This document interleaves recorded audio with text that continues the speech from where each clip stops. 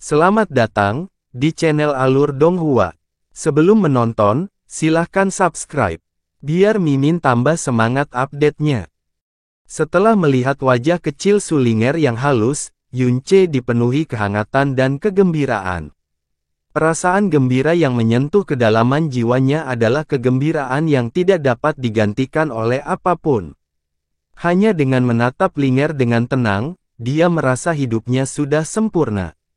Dia tidak tahu bahwa ketika Sulinger melihatnya, dia mengalami perubahan emosi yang sama persis seperti dia. Yunce memilikinya karena dia dan Sulinger terikat oleh kehidupan masa lalu mereka. Bagi Sulinger, itu hanyalah perasaan sederhana, kegembiraan sederhana, dan perasaan dekat, tanpa alasan atau sebab lain.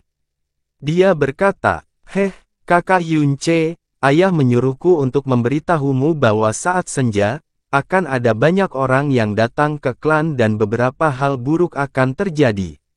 Jika sudah waktunya, kakak Yunce harus menutup pintu kamarnya rapat-rapat dan tidak boleh keluar dengan alasan apapun." Oh, alis Yunce bergerak sedikit. Kemudian, dia mengangguk dan menjawab sambil tersenyum tipis, "Oke, saya mengerti.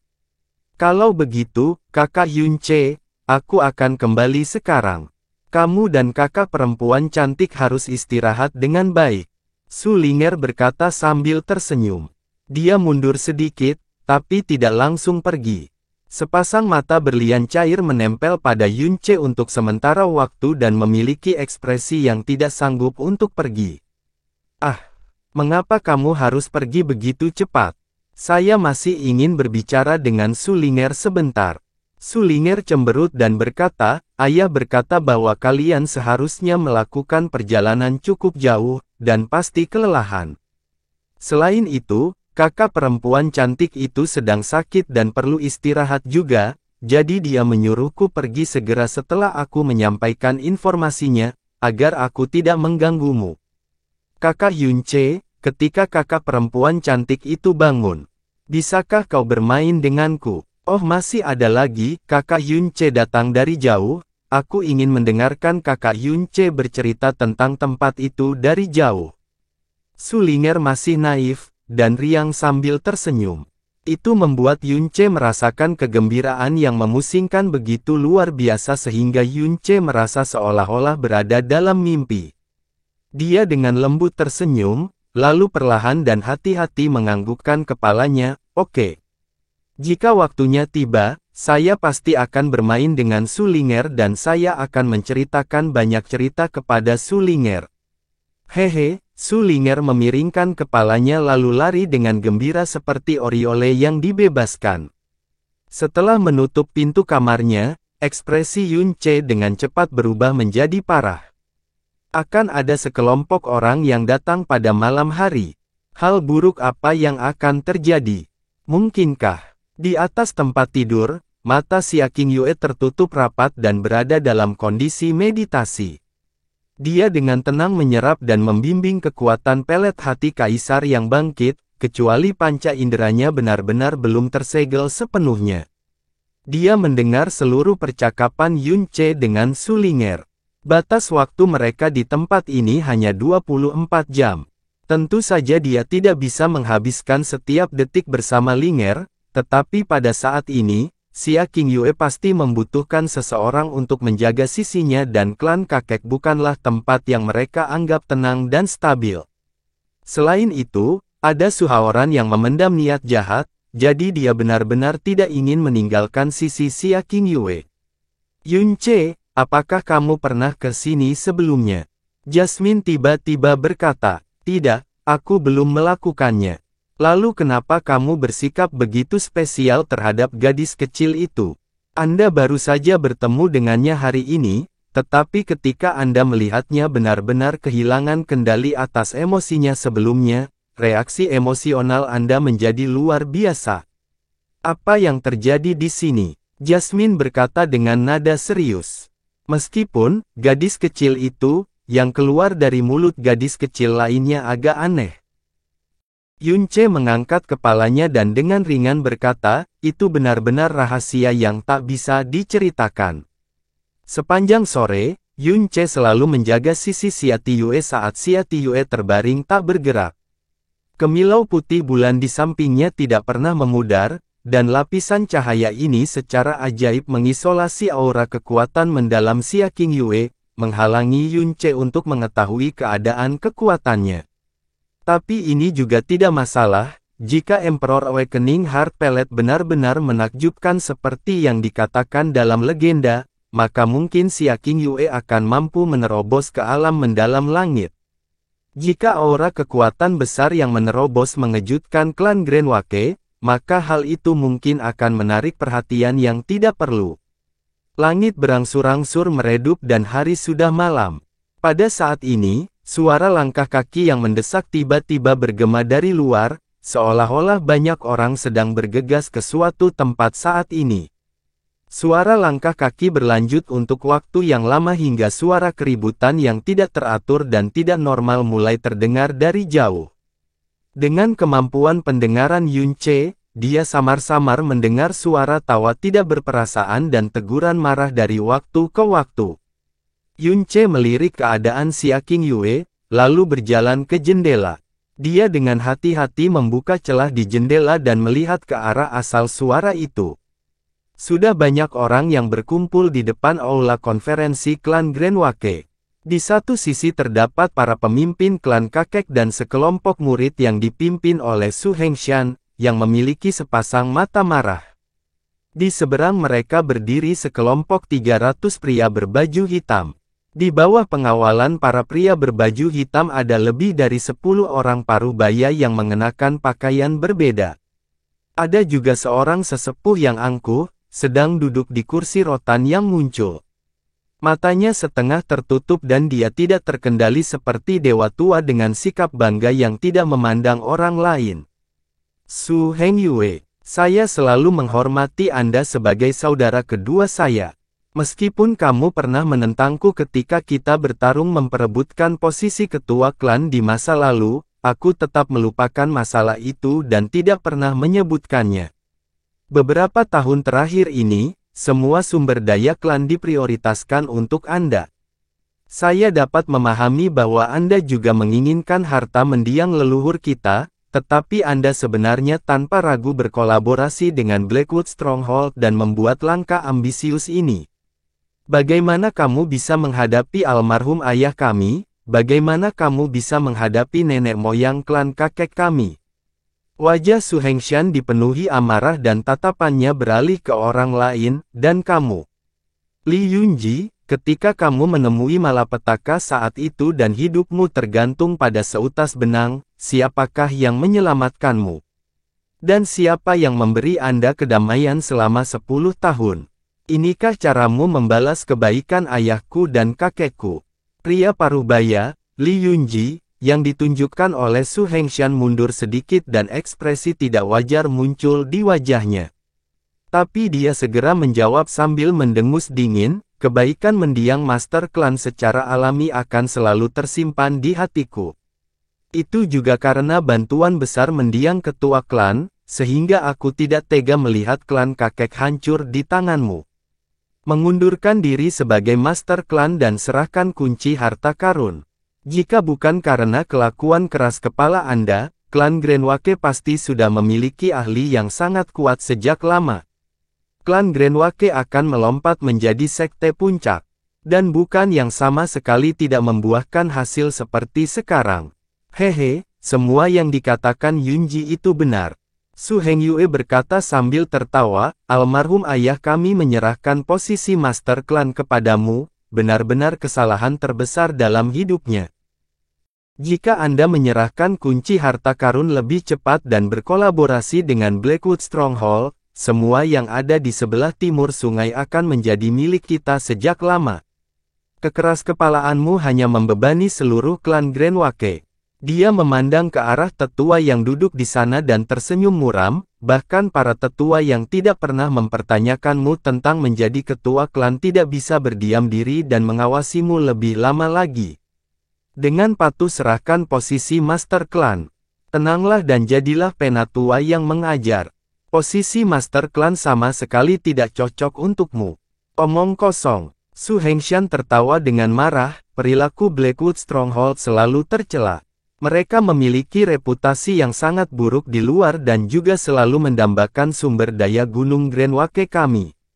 Jika kami berkolaborasi dengan Blackwood Stronghold, kami akan bekerja sama dengan harimau dan menghancurkan reputasi bersih klan Grandwake kami selama ratusan tahun.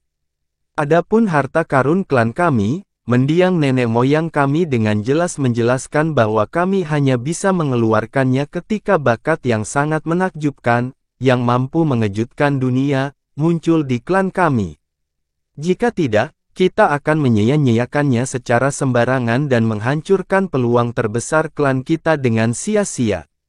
Jika saya mengeluarkannya sekarang, itu akan menjadi aib bagi nenek moyang kita. Kata-kata klan Master Su terlalu kasar untuk didengarkan. Seorang pria parubaya berpakaian hitam perlahan berjalan ke depan, benteng Blackwood kami dengan tulus dan tulus ingin bekerja sama dengan klan Grandwake. Anda memberi saya obat-obatan dan batu-batu berharga, dan saya akan memberi Anda senjata ilahi. Ini menguntungkan kedua belah pihak. Sebagai perbandingan, pengetahuan dan wawasan saudara Heng Yue jauh lebih kuat daripada Anda. Tidak heran jika klan kakekmu mengalami stagnasi dan menjadi tidak bernyawa selama beberapa tahun terakhir ini. Hei Mu Qingya. Kemarahan Su Hengshan diarahkan pada pria berpakaian hitam yang baru saja berbicara, dasar pria kecil tercela. Saya masih belum membalas budi Anda mengenai niat Anda untuk menangkap putri saya pagi ini, namun Anda masih punya nyali untuk datang sendiri. Sebagai penguasa benteng Blackwood yang perkasa, Anda secara tak terduga membiarkan murid-murid Anda mengambil tindakan terhadap seorang gadis kecil berusia 10 tahun. Apakah kamu benar-benar layak menyandang gelarmu sebagai penguasa benteng Blackwood? Hehehe. Hei Mu Qingya sama sekali tidak merasa kesal ketika dikutuk oleh Su Hengshan, Tuan klan Su salah paham. Hold Master ini hanya ingin mengundang putri Anda sebagai tamu yang sangat penting. Kata menculik tidak terlalu tepat. Su Hengshan mengepalkan kedua tangannya. Dia bukanlah orang yang mudah marah, namun orang-orang di benteng Blackwood yang mengambil tindakan terhadap Su Ling'er menyentuh keuntungan mutlaknya. Dia dengan dingin berkata, Hei Mu Qingya, aku tahu bagaimana keadaanmu. Jika kamu tidak memberiku penjelasan setelah kita menyelesaikan masalah klan kita hari ini, jangan pernah berpikir untuk pergi hidup-hidup. Hei Mu Qingya menyeringai dan tersenyum, tapi tidak mengatakan apapun saat dia mundur 2 langkah. Kedua tangannya menutupi dadanya dalam posisi santai, benar, dia ada di sini untuk secara pasif menyaksikan pertempuran besar di dalam klan. Tidak peduli apa hasilnya, semuanya menguntungkan. Penatua yang terus-menerus duduk tegak di tempatnya, membuka matanya dan dengan lalai berkata, Hengshan, saya tidak peduli siapa yang menggantikan posisi Master Klan. Aku tidak akan membuat masalah untukmu jika kamu juga tidak mau berkolaborasi dengan Blackwood Stronghold, tapi kunci harta karun terbesar klan harus diambil hari ini. Pidato dari tetua paling senior klan Grandwake tentu saja mengandung pengaruh yang luar biasa. Ekspresi Su Hengshan tiba-tiba berubah dan kemudian tanpa ragu berkata, sama sekali tidak mungkin.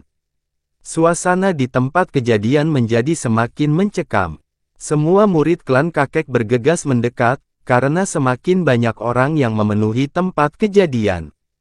Jika mereka hanya menghadapi Blackwood Stronghold, mereka bisa menghadapinya dengan suara bulat, tetapi Blackwood Stronghold memiliki sikap seperti penonton. Kedua belah pihak yang saling bermusuhan adalah semua orang dari klan Grandwake, hanya saja, pihak lain adalah orang yang telah pergi belum lama ini, yang kemudian memasuki benteng Blackwood. Dari percakapan intens antara kedua belah pihak, Yun Ce akhirnya mengerti segalanya.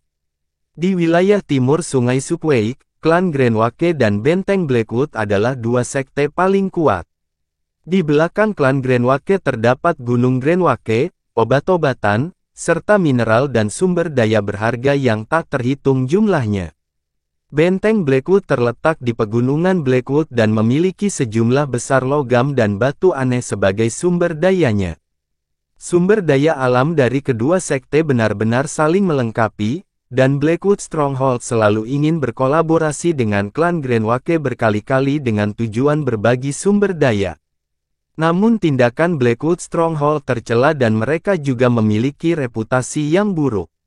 Meskipun sebagian besar tetua klan Greenwake ingin berkolaborasi dengan mereka, para master klan berturut-turut semuanya sangat tidak setuju.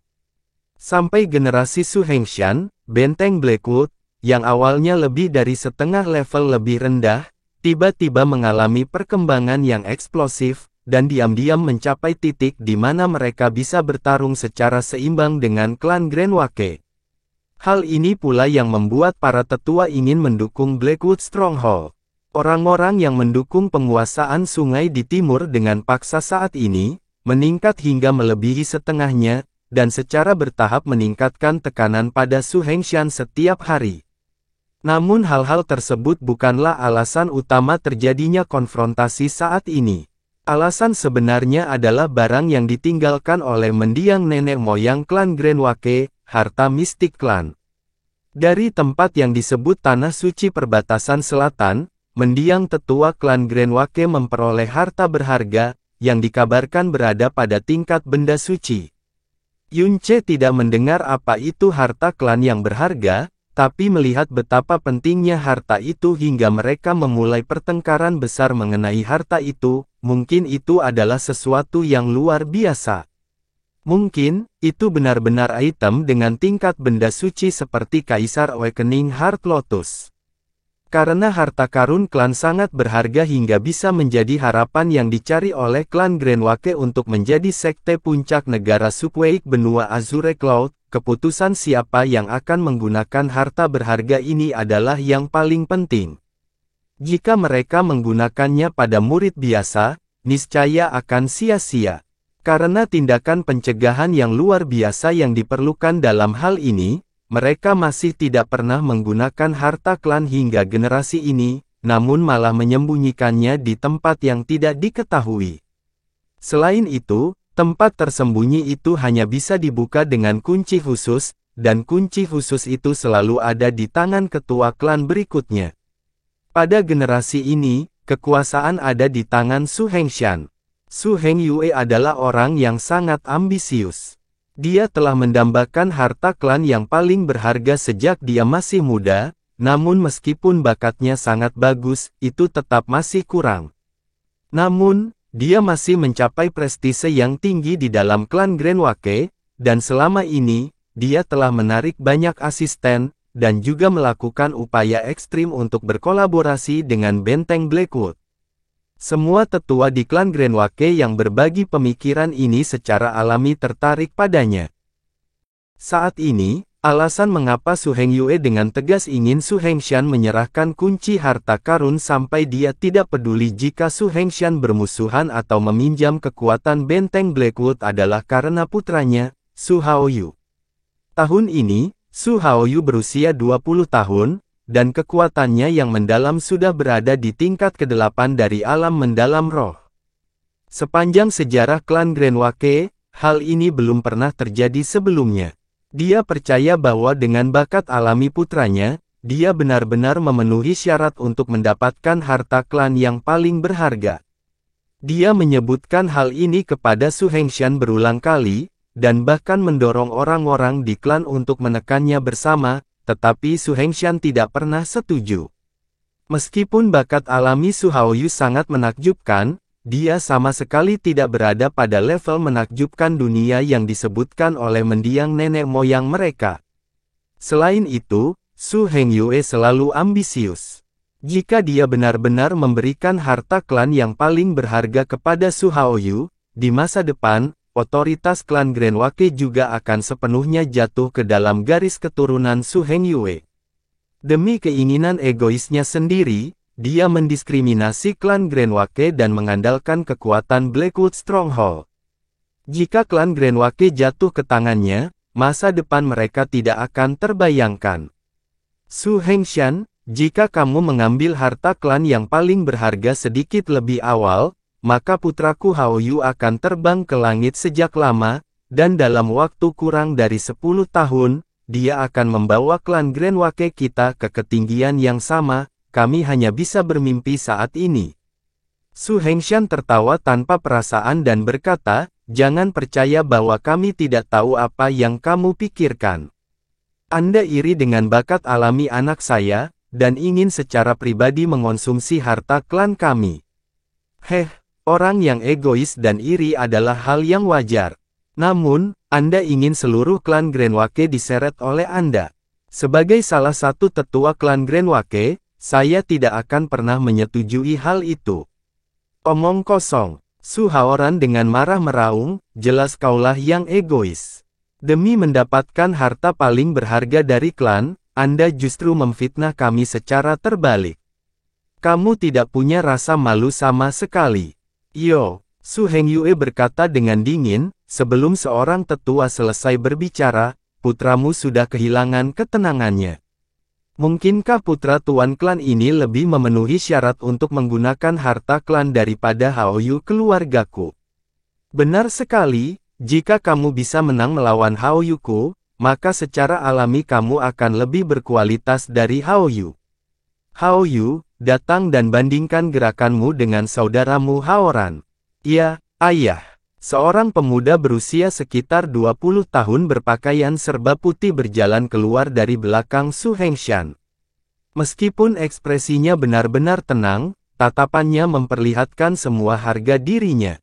Saudara Haoran, tidak peduli seberapa banyak omong kosong yang kamu katakan, itu tidak ada gunanya. Jika Anda mengalahkan saya, maka saya tidak akan punya muka untuk menggunakan harta klan yang paling berharga, dan kami tidak akan memiliki perbedaan pendapat dengan ketua klan mengenai masalah ini mulai sekarang. Silakan, Anda. Su Haoran menahan ekspresi wajahnya hingga seluruh wajahnya memerah, namun demikian, dia tidak berani melangkah maju. Meskipun Su Haoyu setengah tahun lebih muda darinya, kekuatannya sudah mencapai tingkat ke-8 dari alam mendalam roh. Su Haoran sama sekali bukan lawannya. Jika mereka benar-benar bertarung, satu-satunya hasil adalah dia akan tertindas, dan kehilangan seluruh wajahnya. Dada Su Hengshan membusung, lalu dengan kejam mendengus. Apa? Mungkinkah kakak Haoran tidak berani? Kakak Haoran tidak perlu terlalu tegang. Kami hanya membandingkan gerakan, itu saja. Aku pasti tidak akan memukulmu terlalu keras. Selain itu, kalau kamu mengalahkan adik kecil ini, bukankah kamu akan mendapatkan apa yang kamu inginkan? Su Haoyu mengarahkan jarinya ke arah Su Haoran dengan wajah penuh cemoohan saat seringai muncul di sudut mulutnya. Sudah cukup, jangan berdebat lagi. Sebuah suara tua terdengar. Penatua Su Wanji, yang duduk di kursi, membuka matanya. Suaranya yang pelan terdengar serius dan menakjubkan. Dalam hal ini, Heng Yue memang agak tidak pantas, tapi masih salah paham. Oh Hengshan, meskipun mendiang nenek moyang kita menyuruh kita menunggu sampai murid yang mengguncang dunia muncul sebelum menggunakan harta klan yang paling berharga, pengguncangan dunia yang dilakukan nenek moyang kita bisa berarti banyak hal. Hao Yu adalah seorang jenius yang sulit didapat bahkan dalam 100 tahun. Dia baru berusia 20 tahun, namun dia telah melangkah ke alam roh mendalam tingkat ke-8. Di negara Subway, dia sudah bisa memenuhi kata mengguncang dunia. Menurutku Hao Yu pasti memiliki kualifikasi untuk menggunakan harta paling berharga dari klan kami. Saya dapat menjamin bahwa di abad berikutnya, secara praktis mustahil bagi seorang murid dengan bakat lebih besar dari Hao Yu untuk muncul dalam klan Grand Wake. Semua kata-kata Su Wanji jelas-jelas bias terhadap pihak Su Hengyue, tetapi kata-kata ini tidak dapat disangkal. Dia menatap ke arah Su Hengshan dan dengan tenang berkata, tahun ini, Hao Yu berusia 20 tahun. Dia sudah tidak muda lagi.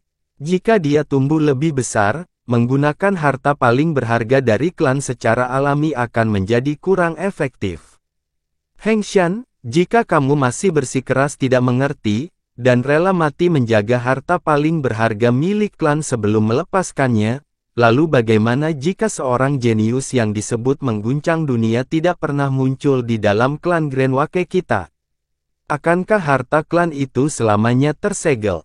Klan kami bisa saja melayang ke langit sejak lama, tapi sudah lama stagnan karena hal ini. Jika tiba saatnya klan kita menghadapi bencana, menggunakan harta klan yang paling berharga pada saat itu, akan sangat terlambat. Semakin keras Su Hengshan berusaha menahan alisnya, semakin erat jadinya. Jika Su Hengyue adalah seorang tetua yang berbakti dan Su Haoyu memiliki sifat yang baik hati, maka jika cukup banyak orang yang merekomendasikan dia untuk mempersembahkan harta klan, bahkan jika Su Hengshan merasa bahwa itu agak tidak pantas, dia tidak akan bertekad seperti ini. Karena garis keturunan Su Hengyue melakukan serangkaian tindakan ini demi mendapatkan harta klan yang paling berharga, masalah ini benar-benar tidak dapat dikompromikan. Dia memikat klan bisa dimaafkan. Tapi menekan mereka dengan menggunakan kekuatan benteng Blackwood pada dasarnya adalah tindakan yang mengkhianati klan. Kepada orang-orang yang tamak dan tidak bermoral ini, bahkan jika dia mati, dia tidak akan pernah setuju untuk memberikan harta klan. Bagaimana dengan ini? Su Wangji menyipitkan mata dan perlahan berkata, Hengshan, jika kamu dapat menemukan murid di bawah 20 tahun di klan kami yang dapat mengalahkan Haoyu, maka Hengyue tidak akan pernah lagi membicarakan masalah harta karun klan. Semua orang di antara kelompok Su Hengyue dan Su Haoran mulai tertawa. Su Hengyue dengan tegas berkata, baiklah. Jika ada seseorang yang berusia di bawah 20 tahun di klan kakekku yang dapat mengalahkan Haoyu dan membuktikan bahwa bakat alaminya bukanlah yang terhebat, maka aku akan segera menamparkan pantatku dan pergi. Saya tidak akan pernah menyebutkan sepatah kata pun mengenai harta karun klan lagi dan saya akan meminta maaf kepada ketua klan atas perilaku tidak pantas saya hari ini, tapi, bagaimana jika tidak ada yang bisa mengalahkan Haoyu? Kalau begitu tolong Hengshan, berikan kunci harta karun klan kepada Haoyu. Saya yakin tidak ada tetua dan anggota klan yang hadir di sini ingin masalah ini diseret atau diperdebatkan. Su Wanji berkata dengan sangat lambat.